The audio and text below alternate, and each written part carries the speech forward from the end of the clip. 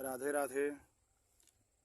आज के समय में सभी लोगों के मन में यह है कि हम किस प्रकार की शिक्षा ग्रहण करें ताकि हमको सफलता प्राप्त हो सके।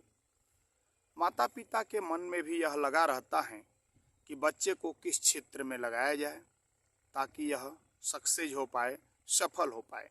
इसके लिए जब हम ज्योतिष शास्त्र के माध्यम से देखते हैं तो बालक के जन्म कुंडली का निर्माण करके और जन्मांग चक्र के हिसाब से किस क्षेत्र में बालक को भेजा जाए।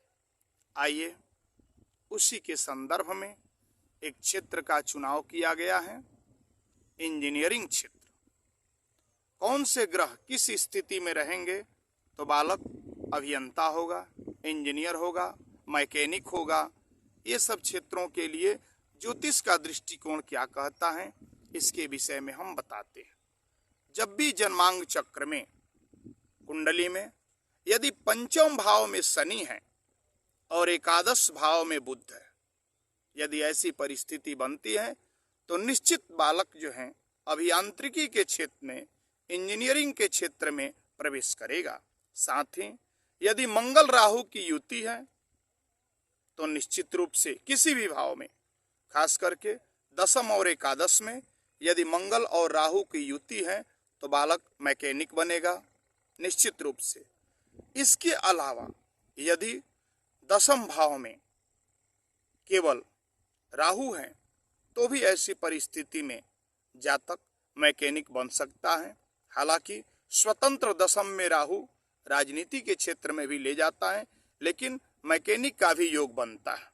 इसके अलावा यदि दशम भाव में सूर्य और बुध बुधादित्य योग बना रहे हैं, उस पर यदि मंगल की दृष्टि पड़ रही है तो भी निश्चित रूप से जातक अभियांत्रिकी, इंजीनियरिंग के क्षेत्र में जाएगा।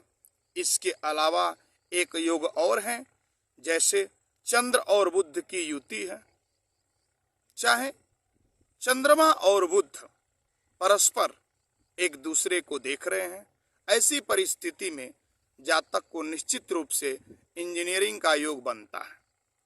जितने भी ग्रहों की स्थिति बताई गई है, यह ग्रह पंचम भाव, सप्तम भाव, दशम भाव और एकादश भाव, इन चारों भावों में युति दृष्टि यदि हो रही है तो निश्चित रूप से जातक अभियांत्रिकी यानी इंजीनियरिंग के क्षेत्र में प्रवेश करेगा और उसमें सफल भी होगा।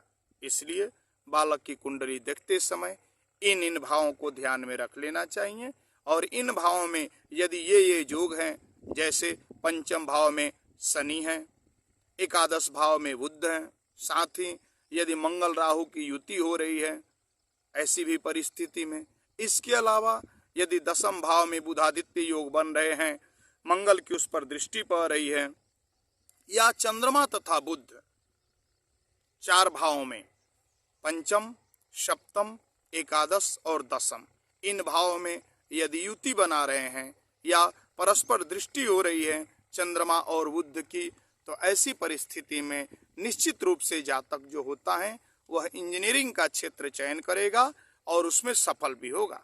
इसलिए ऐसे जातकों को जो भी आचार्यगण हैं, ज्योतिषी गण हैं, कुंडली को देख करके और उनको यह बताना चाहिए कि आप अभियांत्रिकी के क्षेत्र में, इंजीनियरिंग के क्षेत्र में प्रयास करें और आप उसमें सफल भी हो जाएंगे।